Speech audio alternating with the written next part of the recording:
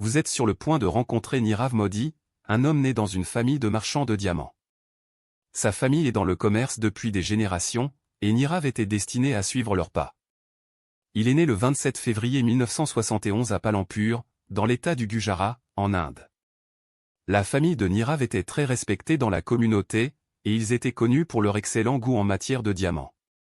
Dès son plus jeune âge, Nirav a été fasciné par l'industrie du diamant, et il a passé des heures innombrables à apprendre sur les différents types de diamants, comment les tailler et comment les vendre.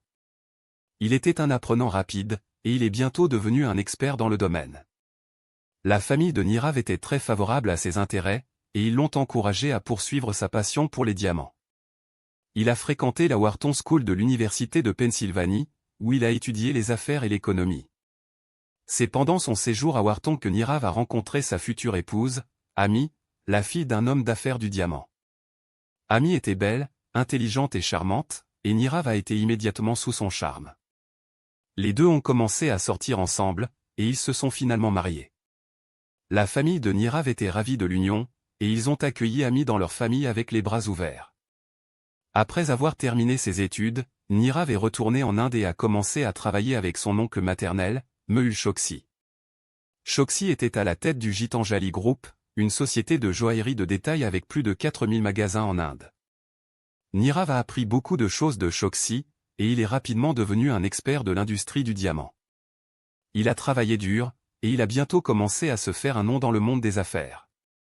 Les gens ont commencé à prendre note de Nirav, et il a commencé à bâtir une réputation en tant que l'un des jeunes marchands de diamants les plus talentueux et les plus ambitieux en Inde. Alors que la carrière de Nirav décollait, il a commencé à mener une vie de luxe. Il a acheté des voitures coûteuses, des maisons et des bijoux, et il a commencé à voyager dans le monde entier. Il vivait la belle vie, et il aimait chaque minute de cela. Mais en dessous de la surface, Nirav cachait un secret sombre. Il était impliqué dans des affaires louches, et il prenait des risques qui pourraient potentiellement ruiner sa réputation et son entreprise. Vous commencez à vous demander, qu'est-ce que Nirav pensait? Comment pouvait-il être si imprudent et si irresponsable? Mais comme vous allez le voir, les actions de Nirav n'étaient que la pointe de l'iceberg. Il y avait beaucoup d'autres personnes impliquées dans le scandale, et elles ont toutes joué un rôle dans les événements qui se sont déroulés. Vous allez rencontrer certaines de ces personnes, et vous verrez comment elles étaient toutes liées à Nirav et à son entreprise. Vous apprendrez leurs motivations, leurs désirs et leurs peurs. Et vous verrez comment elles ont toutes contribué à la fraude massive qui finirait par détruire Nirav et son empire. Mais pour l'instant, disons simplement que l'histoire de Nirav est une histoire de cupidité, de corruption et de tromperie. C'est une histoire qui vous laissera vous demander comment quelqu'un a pu s'en tirer avec autant pendant si longtemps. Et c'est une histoire qui vous fera remettre en question tout ce que vous pensiez savoir sur l'industrie du diamant et les personnes qui l'habitent. Alors que vous continuez à suivre l'histoire de Nirav, vous commencerez à voir les fissures dans sa façade. Vous verrez comment il a utilisé son charme et son charisme pour manipuler les gens et obtenir ce qu'il voulait. Et vous verrez comment il a finalement été pris dans son propre piège de tromperie. Mais qu'est-ce qui se passe ensuite? Nirav pourra-t-il parler pour se sortir du scandale, ou sera-t-il finalement tenu responsable de ses actes?